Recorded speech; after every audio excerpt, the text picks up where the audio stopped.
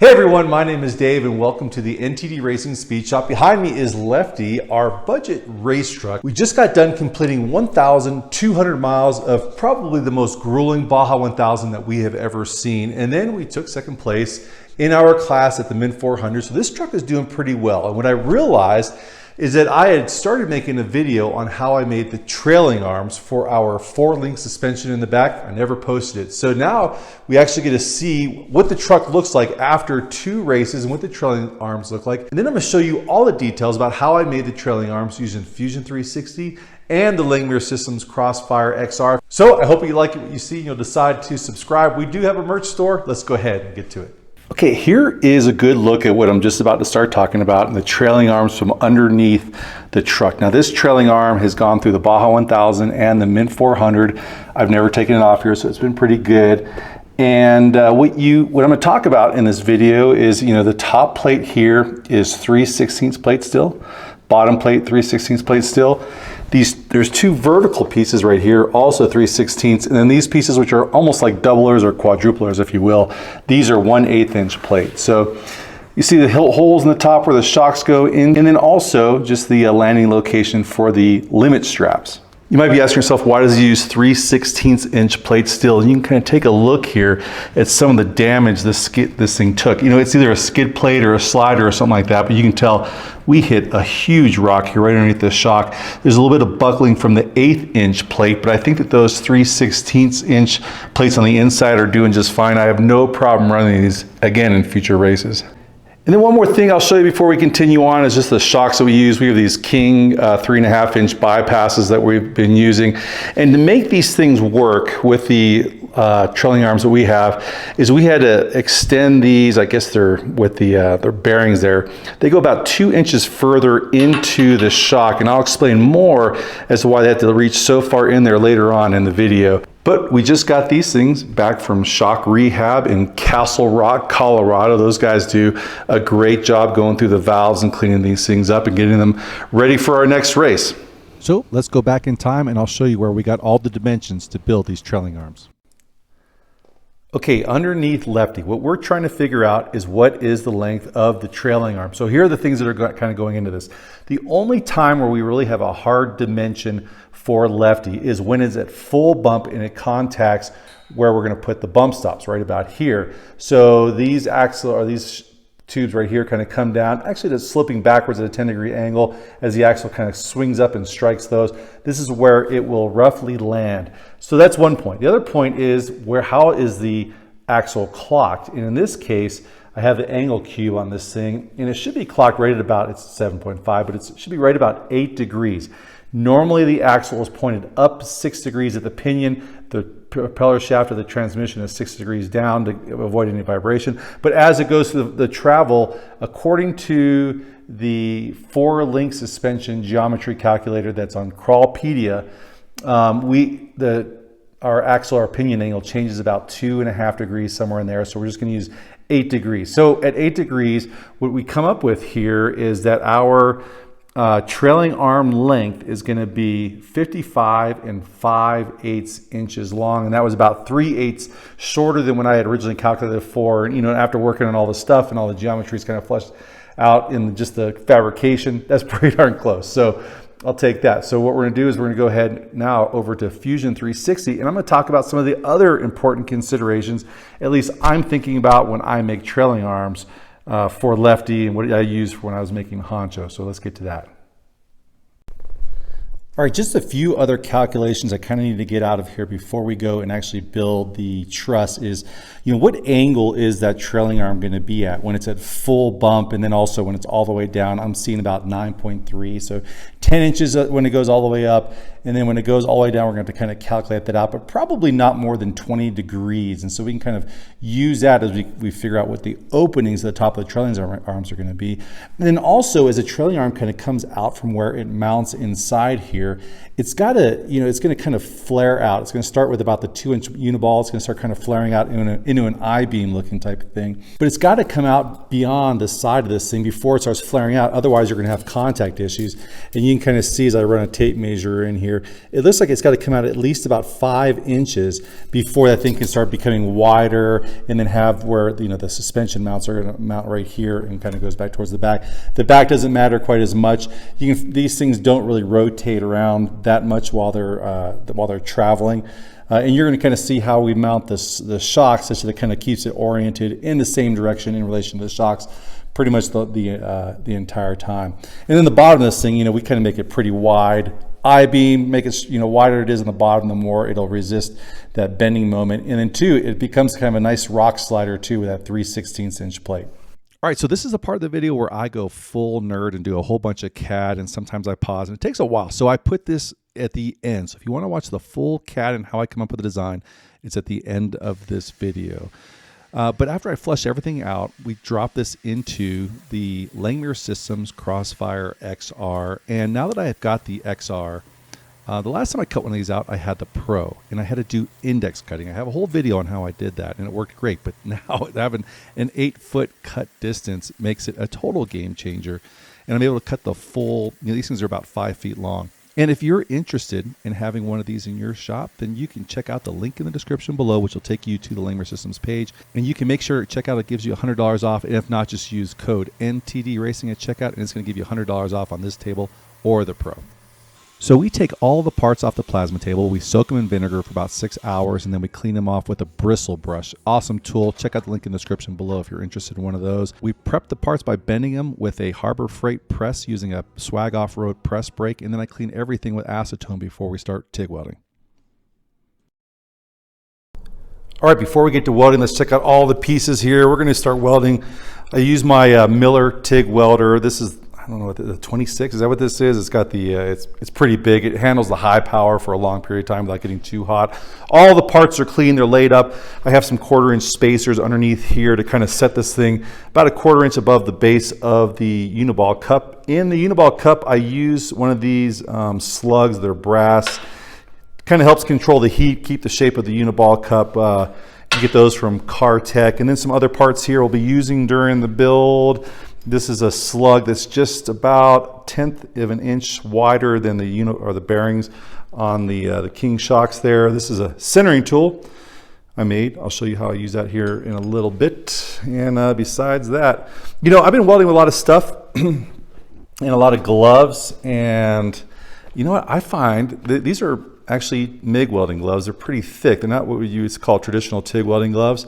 But I've been really liking these. I have pretty good feel with them as far as being able to push the welding rod through my hand.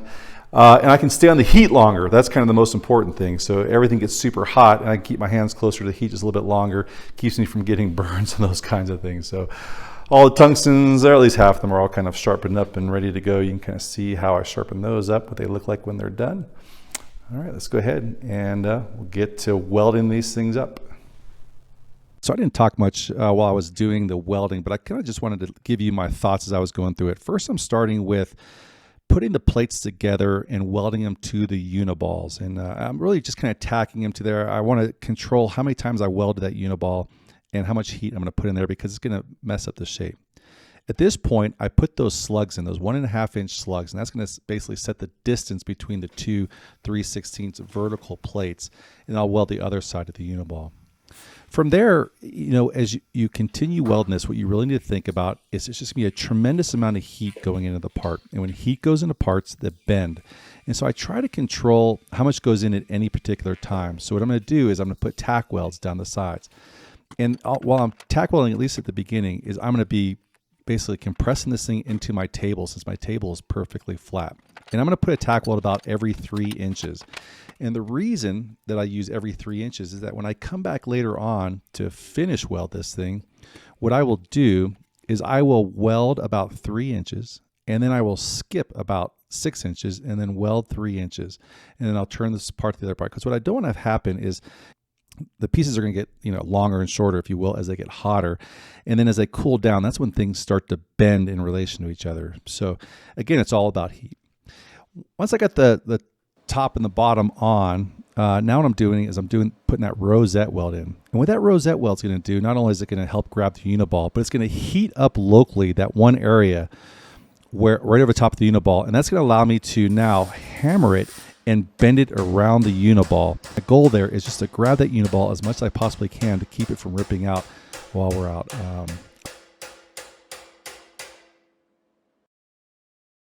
And then once I've got that one side pretty much completely welded up, I'm going to go ahead and flip it over and take the part that I just bent in the Swag Off-Road press brake, and it's perfectly dimensioned to fit right onto the other side. I'll use some clamps to take out any gaps that are in there and then do the same process over again. Tack welding every 3 inches and then doing a 3-inch weld, skip 6 inches, 3-inch weld.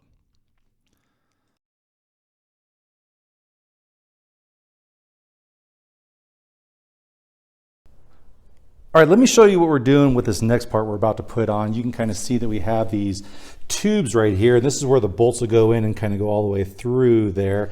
I got this second plate, or I guess it's the fourth plate, basically making it 4 wide, right where we're gonna be taking the most load, or we got these holes opening in here, and this is gonna give us a lot more strength right where the shocks are gonna land. So what we're gonna go ahead is locate first these tubes to make sure that they're in the right place. Now these tubes are just the 1.5 inch DOM 120 wall that we've been using on other places in the truck. So I've got the bolts kind of coming up through the holes. I'm using the vice grips to keep them from falling out the bottom. But the trick here is, how do you center them? You know, how do you put them in there and center them such that when I take these plates and I bend them and I put them over top, that they're located in the correct spot. So I made this little tool. I had some 1/4 inch, 3/4 inch 120 wall DOM, which I put inside this. I think it's 1.25 1/4 inch wall DOM. You can kind of see I pressed it in there and then sanded it off. And now what I can do is I can take my little tubes that I'm going to be using, I can put them right over the top of that thing, and then I can use this kind of as a centering tool.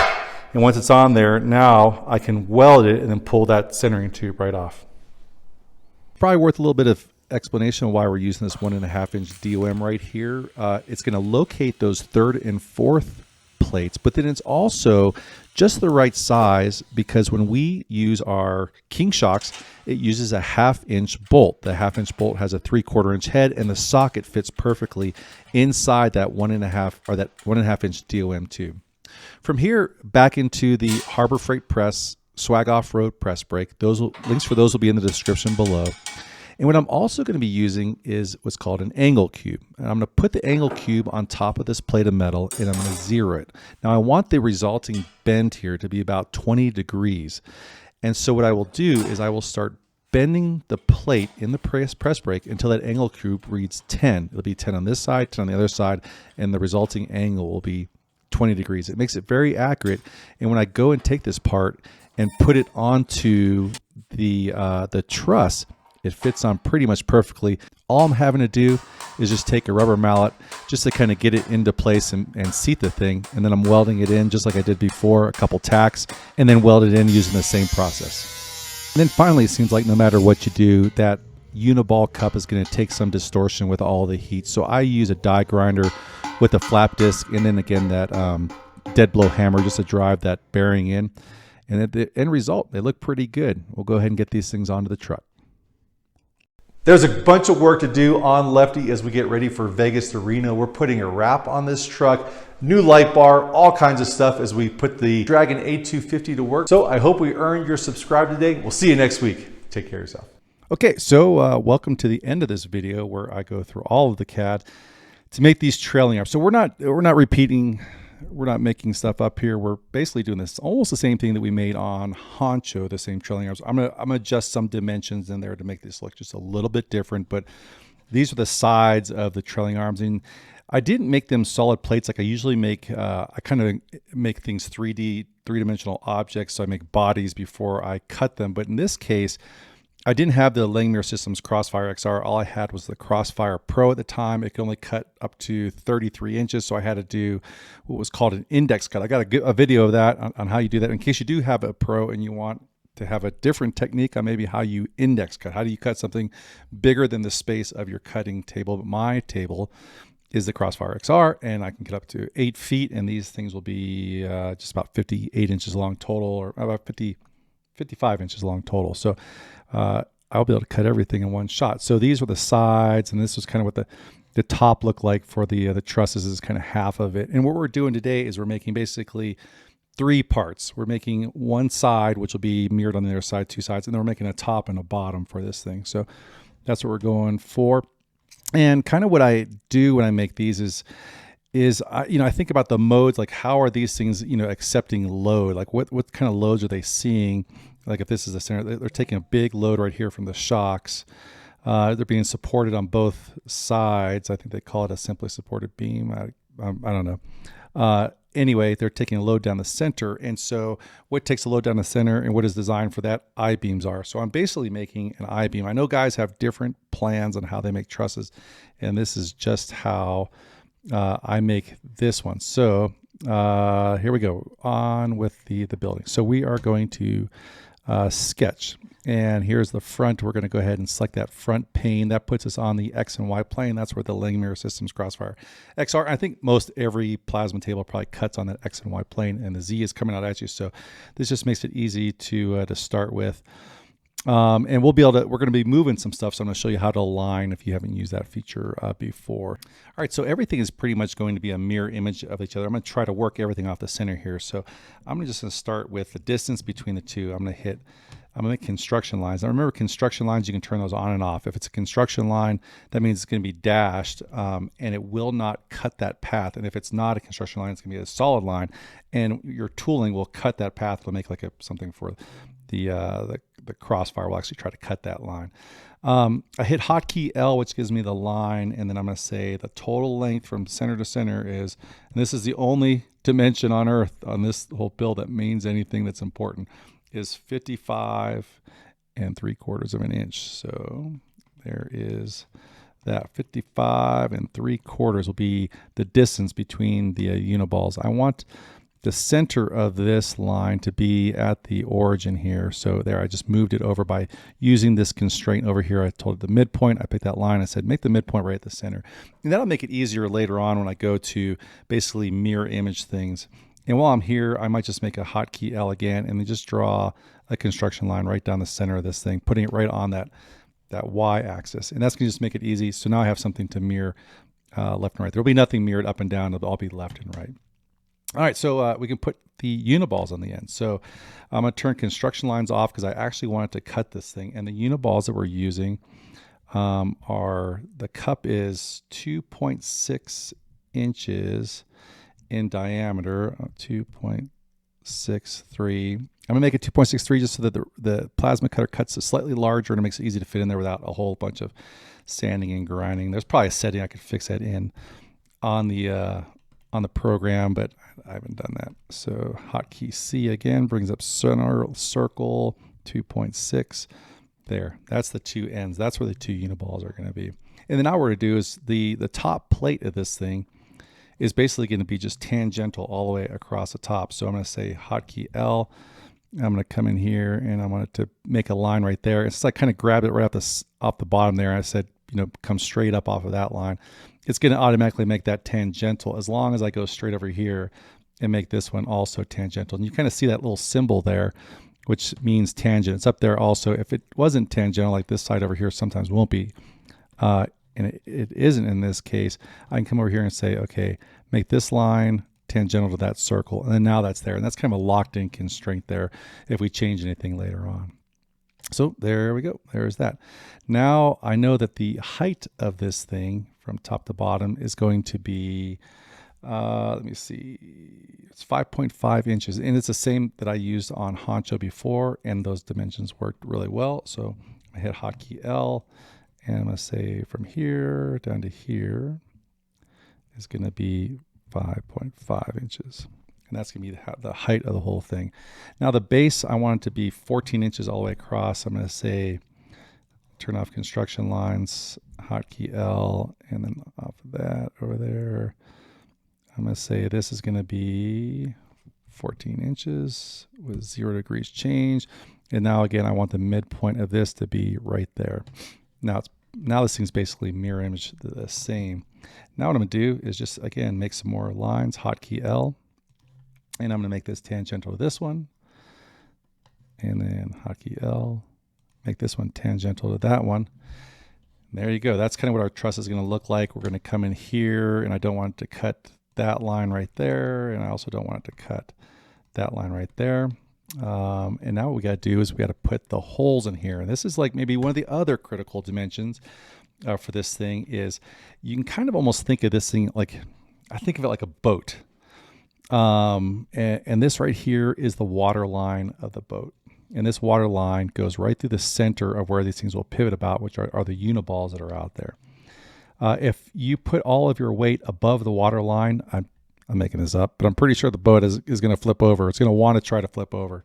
And if you put the weight, the weight below the water line, then it's going to, its equilibrium will be the weight below the water line, and it'll basically right itself, which we want these things to do. We don't want them to, basically be riding up against the rod ends that come out from the shocks all the time. We want them to center themselves. Now, granted, it's going to be whacking those things all the time. You beat up the bottom end of your shocks. That's just at least the way that I do this. That's just a fact of life when you're doing this whole thing. But anyway, so I'm going to hit hotkey L. And what I'm going to do is I just want it to be below. Now, half of that 2.6 is 1.3. We're going to go down to 2 inches. I'd go further if I could, but realize that we have also got to account for, that shock is going to be swinging left and right in some number of degrees, 10 degrees, maybe 20 degrees, maybe even 30 when we're trying to take these things off. So we got to account for some room for that. So it can't go like the 3 inches deep. So we're just going to go off the top here, and we're going to go down to 2 inches into the shock is where the shocks will mount. And that's just, 3/4 of an inch below, but at least the equilibrium is to have that thing centered and not riding up against the shocks. And then the distance between the two shocks, which I measured out, I put the shocks next to each other at the maximum degrees I think they would be. And if I use 7 inches between the shocks, leave my construction lines on and hit hotkey L. And if I put 7 inches in between those things, 7, and hit enter, and then again, midpoint on that. And then now, hotkey C, turn these things off. And this is where these shocks will mount. And at 7 inches apart, they should not interfere with each other. And they didn't interfere. That's exactly the dimensions that we used on Honcho. So I'm not really making up many dimensions on this one. 0.52 for that hole. And then we'll go hotkey C and 0.52. 0.52. All right, and so there we go. That's pretty much the finished thing. That's all we're going to do. Now all I got to do is extrude this thing. Hotkey E. I'm going to select that, and it's going to be 0.1875 for 3/16" plate steel. Now again, that might be more than other people are using. They're trying to lower the weight, but we find that we take so much of a beating to these things, and they're heavy, but man, they last forever. They do a really good job. So that is what one of the plates will look like on this. So now what I'm going to do is, just for ease of kind of designing the next piece, is I want to go ahead and now I'm going to move this thing. I'm going to create a second one. So I'm going to say move. I'm going to select that thing that I want to move, which should be the body. And I'm going to look at it from the top, and I want to move it this way. Oh, you know what? Let's move it back, because what I really want to do is, you see where if I don't move it, it'll say create copy. As soon as I move it, it removes that create copy, but I want it to create a copy. So I'm going to say copy it, and I want to move that copy in this direction, and I want to move it 1.5 inches.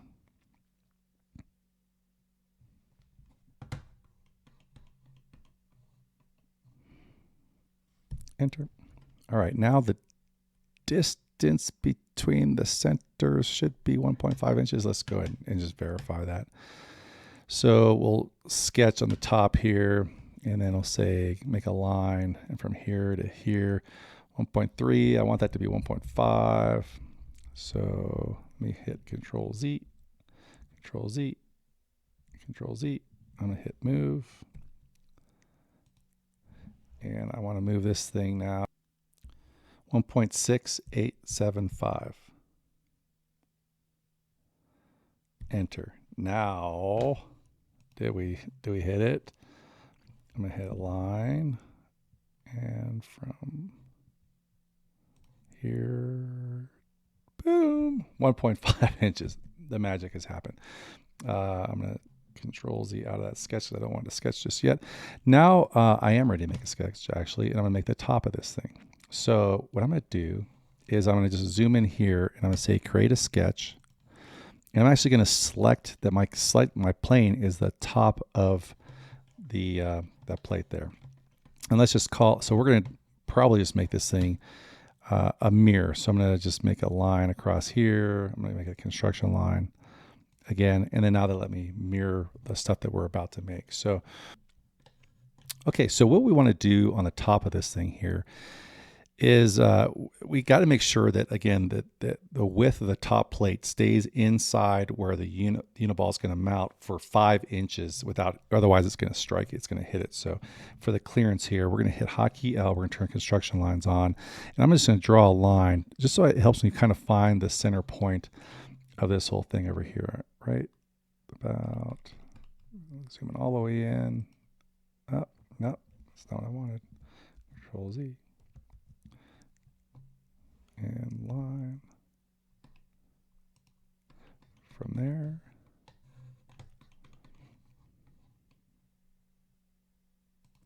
All the way there. So now we can use this to kind of represent this whole, basically the limits that this thing is going to have to live inside. I'm going to hit hotkey G. I've made hotkey G. I went over to rectangles and I made the center point. I clicked on these 3 dots right here and I said, okay, if I hit G, I want it to be a center rectangle. I use this function all the time. So I hit hotkey G. I'm going to let it snap. You see it's made that triangle there. That tells me it's at the center of that thing. And then this is going to be 3 inches wide. I'm going to hit the tab key, and then it's going to be 10 inches long, 5 inches, into the thing. So this kind of represents you got to stay inside this zone. These are like the goal line, or this is the out of bounds lines. And then now what I want to do is basically start building this skin. And to do that, what I have found is if I just go turn construction lines off, I'm gonna start drawing some circles here, and I make them 1/2 inch circles. And I do the same thing when I made the upper and lower suspension arms. And then hotkey L, I'm gonna make this thing kind of reach out and kind of wrap around the uniball. So I will put another circle out here, and that's gonna be construction lines off. This one's gonna be 0.75, and then I'm also going to put a circle right here in the center, right over top of the uniball at 0.4 inches, and I'm going to put a rosette weld right there just to kind of grab it. I'm going to grab that thing every way that I can, just to make sure it doesn't let go. So this is going to actually, it'll weld right here, and then I'll be hitting it with a hammer on the top over here to make it fit. And then I'm going to do another line right here. We're going to say 2, construction lines on. This is going to be, let's just make it 2.75. Let's make it 2.6. And that'll give 0.2 inches on each side without hitting the side of this thing. We'll say enter, and then I'm going to try and see if I can find the center. I've actually got to make escape. I got to make a line off the center line. Enter.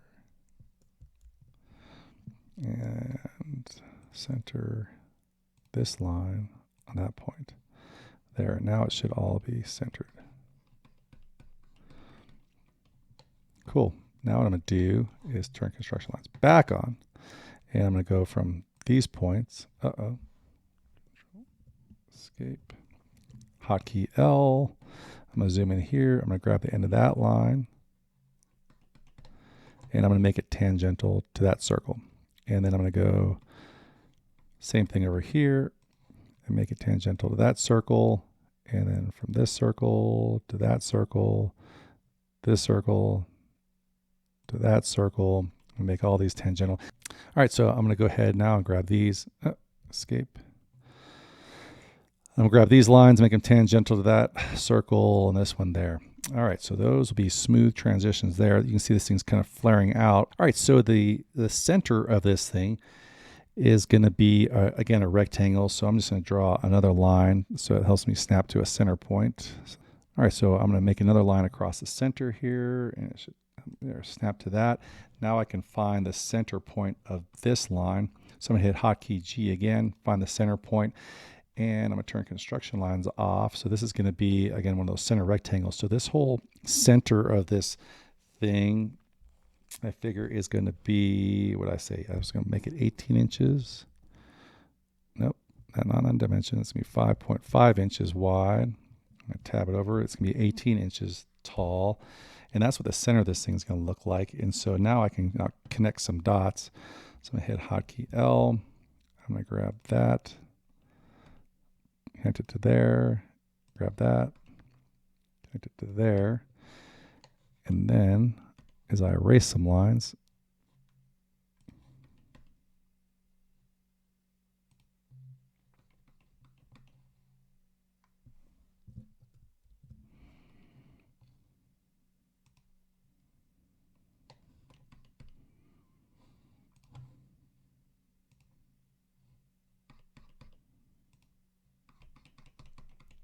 there is it. Now as I erase some lines, you can kind of see what the shape of this thing is going to look like. What I will also do is I will use this feature right here to kind of, this is a hard turn. I'm going to use this to kind of soften up that turn a little bit.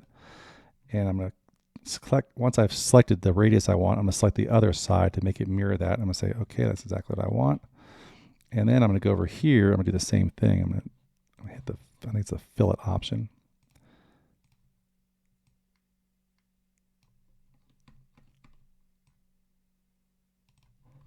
I'm going to do the same thing on this side.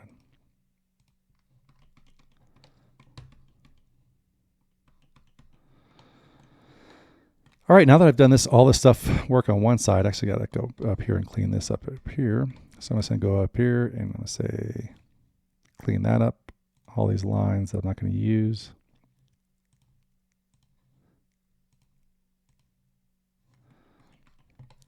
All right, now that I've done all this work on this side, now I can just go ahead and mirror it onto the other side. So I'm going to go ahead and cut out these pieces.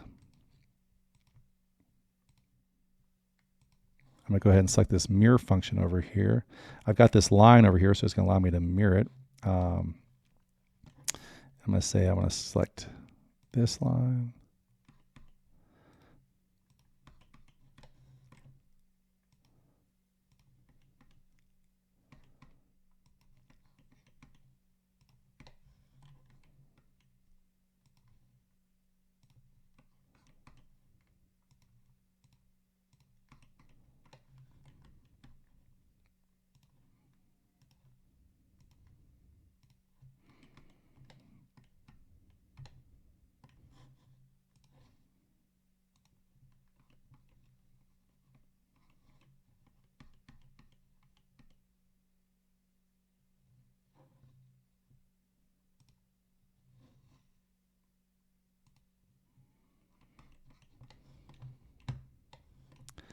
There, I've made sure I got all the parts for it there.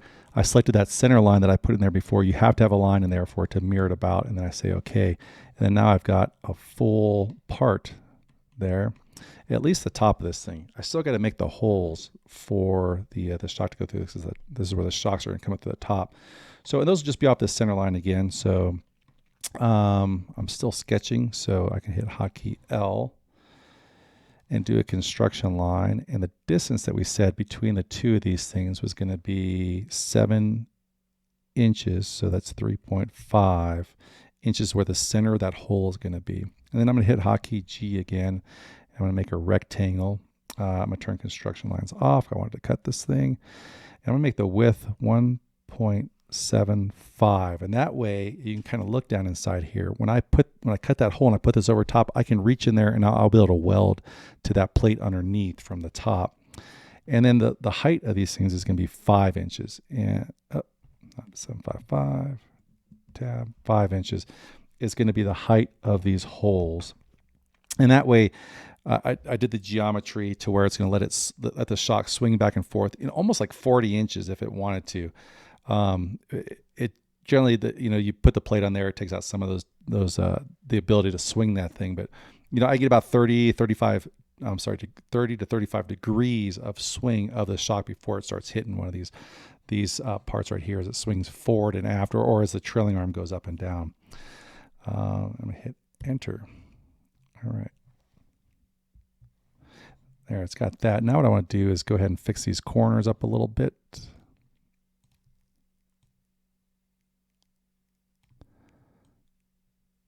Here we go. And I'm going to do it all the way around for all the corners. And I kind of picked a size of this fillet here to where the fillet would be done before it hit the edge over here, because I want to be able to get a full weld in there, and I don't want that fillet to basically take up where the shock might hit. But you really want to do fillets where you can, because anywhere you have a sharp edge, you get a stress concentration, and that is an area for, you know, where for fatigue, and then cracks will start running. So you want to put fillets into objects. All right, and I'll hit enter on those. And now we got the hole. So, and now what I can do is I'm gonna turn bodies off just so it doesn't get so busy in there. All right, so I want to mirror the same thing over there on the other side. So I'm gonna go in here and grab all these parts.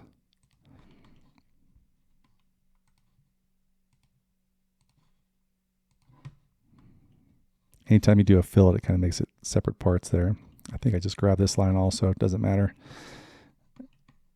Oh, there, that piece. That piece. Gotta grab them all. And then I'm going to select this line again. Let's mirror it, finish the sketch. There we go. There is the part. Now we're going to hit hotkey E for extrusion. We're going to select the part. You kind of see where it did this like little red line. I don't know why it does that. It just does it sometimes. But if you just come in here and say, I'm going to grab the whole thing, and you just kind of look around and see all the parts that you want to grab are going to be in this extrusion, because you're about to go from a 2-dimension part to a 3-dimension part. And here is one of the tricks to doing this is you got to make sure that when you're extruding that this over here, this will drive you crazy if you don't get it right. You can kind of see right now we have two bodies. We have that left and right piece. And we want to make sure that we create a third body. Otherwise, we won't be able to separate them. So that'll drive you mad. So what we'll do is we'll say, I'm going to look at this thing kind of from the side. I want it to extrude in this direction. So it's a positive value. I know that. I'm going to say it's 0.187. 5 is going to be the dimensions for that. And it does say, turn bodies on. It does say that it's, oh, look there. It is actually going to join. And that is something, you, like I said, it will drive you crazy. If you click OK right now, then this body will, it actually might become one body. It's going to join up with one of these over here. So you actually got to go down here and say, no, I want it to be a new body. And then watch over here. There's body 1, body 2. I say OK, and boom, here comes body 3. And the reason that that is important is that what you can do now is you can say hotkey M for move. You can select this part, and now you can move it away from the other bodies. And that's important because now you got to lay all these things down flat on a plasma table and cut them. And you can't do that if they're joined together. They won't lay down flat. So, okay, now we'll make the bottom piece. Let me see. So the bottom piece is actually going to be 3 separate pieces. So this is going to be a little bit more of the same stuff. Fortunately, the top piece and the bottom piece are the same, so we can just make one of those, or we can mirror it, or we can just make one. And then the center piece is going to be just one square, so it's going to be pretty easy to make that. All right, so, okay, I'm going to say that's cool. And we're going to design again. We're going to sketch. I'm going to reach all the way in here. This should be the back side of this whole thing. The bottom, I mean.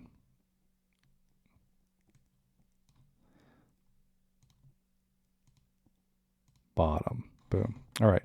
So we're going to sketch, and this is where you're going to hit it one time. And once you say sketch this, you don't want to go back over here and change the plane. Otherwise, you're going to kind of change the orientation. But I'm going to reach in here, and I'm going to grab this piece. Now realize that the plane that I am now drawing on is no longer on the exact X and Y, but it's not flat. It's basically on this other plane. So you just got to kind of keep that in mind.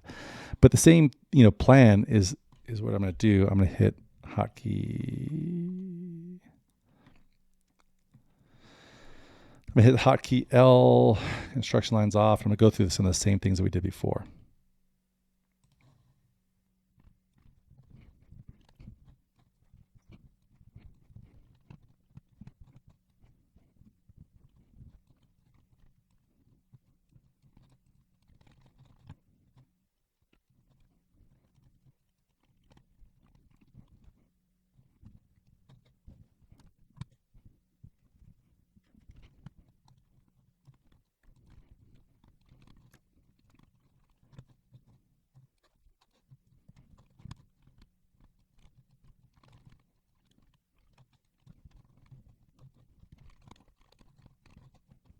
And now what I want to do is I want to make the piece that connects all these together. So I'm going to come right in here and I'm going to say create a sketch. I'm going to sketch it right on that plane. And I should be able to make the center. So hotkey G and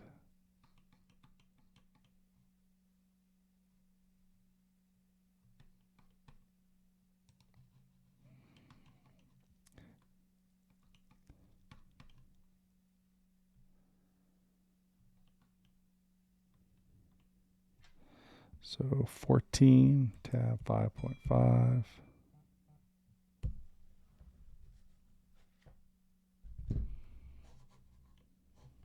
Hit extrude. I'm going to make this 0.875. Again, it says join. Look over here, make sure I'm shooting the right way. I do not want to join it. I want it to be a new body. I'm going to look over here and make sure that body number 6 shows up when I click on it. There, body 6 is over there. Now we have all the pieces that we need. Now we just need to make them something that we can cut.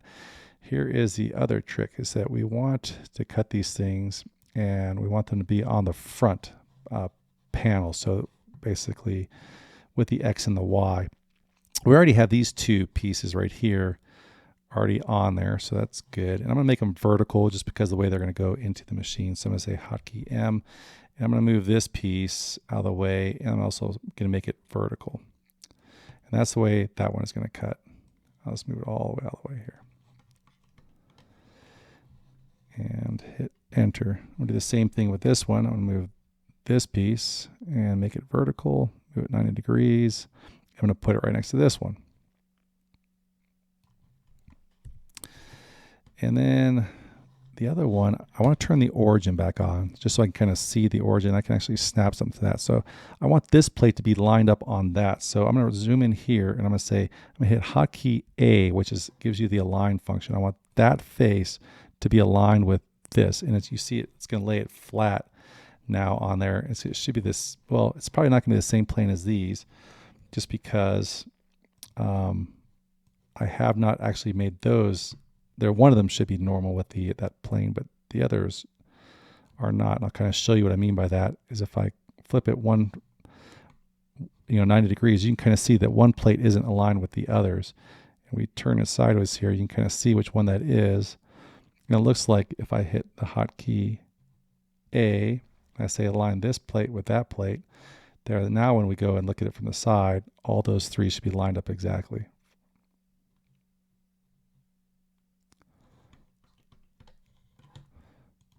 Keep snapping around at me here. There we go. Now we want to do the same with this one over here. And this one's going to take a little bit more thinking about to make it all happen just right. So let's go back to the front. And then I'm going to tilt it down just a little bit so I can see the top of it. Now what I want to do is I want to lay this piece down flat. I want to lay this piece down flat in the same direction. And it isn't maybe necessarily as critical because they're identical in both, they're mirror images on both sides. So, but I'm going to hit hotkey A for a line, and I'm going to say I'm going to move this one, and I want to align it with that pane. Hit enter. I'm going to hit hotkey A. I'm going to take this one and align it with that pane also, and then I'm going to hit enter. And then now what I want to do is I want these two to be aligned with each other. So again, I'm going to kind of flip them around so I can kind of see these edges here, and I'm going to say hotkey A again. I want this piece right here, this plane. I'm going to flip it around here so I can see it to be aligned with this plane. All right, now I've got to take this other piece right here, and remember I got to make it a mirror image over there. So I'm going to say hotkey M. First thing I want to do is say create a copy, and then now I want to flip that piece around, and now I'm going to move this direction until it is lined up right with that one. And what I can actually do is leave a little gap in there if required. I can just go in and say enter, and then if I want to, I could say hotkey A for a line and say that face right there.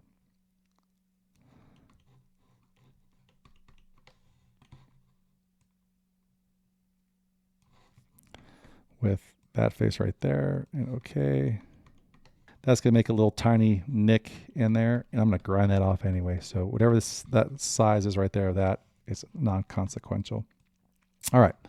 So now I got these. This is the whole bottom, and it's 3 different bodies. See, it's body 8, 7, and 6.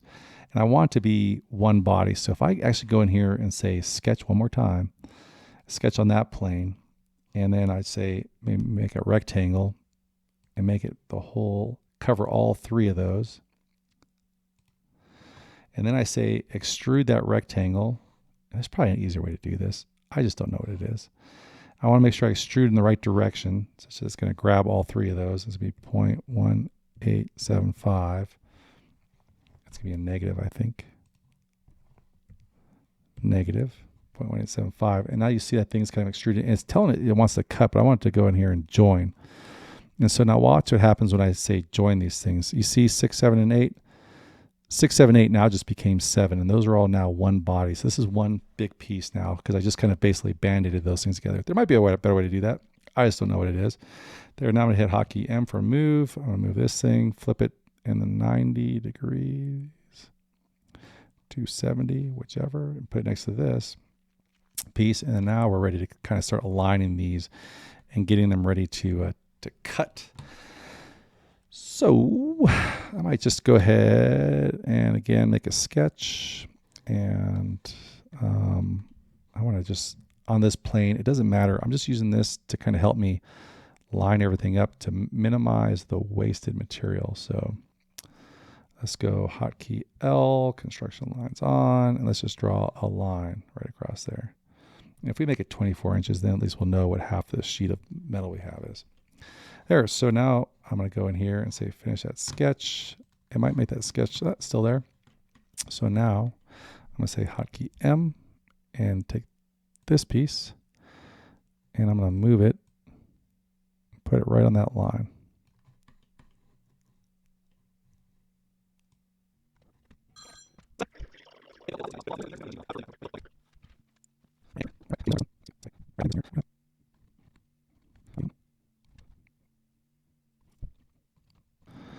All right, before we go over to the cam part of this whole thing, I'm going to turn all the sketches off just so I don't see those in the cam side. I'm not sure if I can change those, but this is CAD, computer to design, and we click on this button and we go from design to manufacturing, CAD to cam.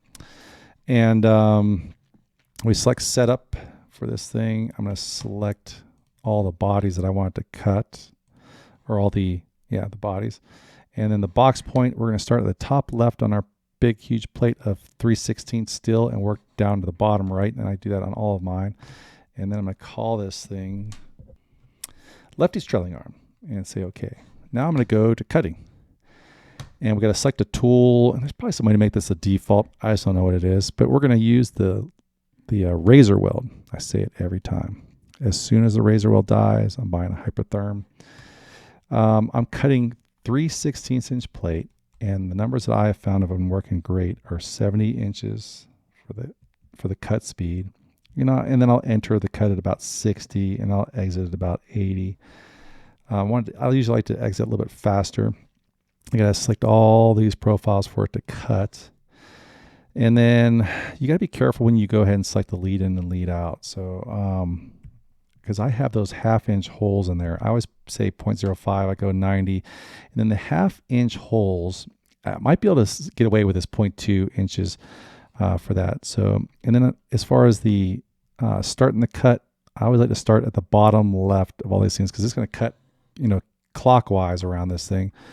And you want to make sure that by the time it gets back to the end, you're still connected to the big sheet of metal where all the other stuff is still connected. So we'll start all down there. And this is where these numbers will kind of come into play. I'm going to say, okay, now it's going to generate the G code. And you kind of see in here how this thing is going to fire the torch. It's going to enter. It's going to go over here. It's actually going to go counterclockwise on the inside circles. It's going to go clockwise on the outside stuff. So it's going to fire a torch here. Now, if I said, like, say, a 0.4 inch lead in, it's going to be out here, and it just wouldn't make this. So you want to always zoom in to make sure it's getting all the tool paths that you want. There we go. I'm going to create the G code. Now I need to select a folder, just kind of keep yourself organized. G code lefty, and let's go axle. I'll select that folder.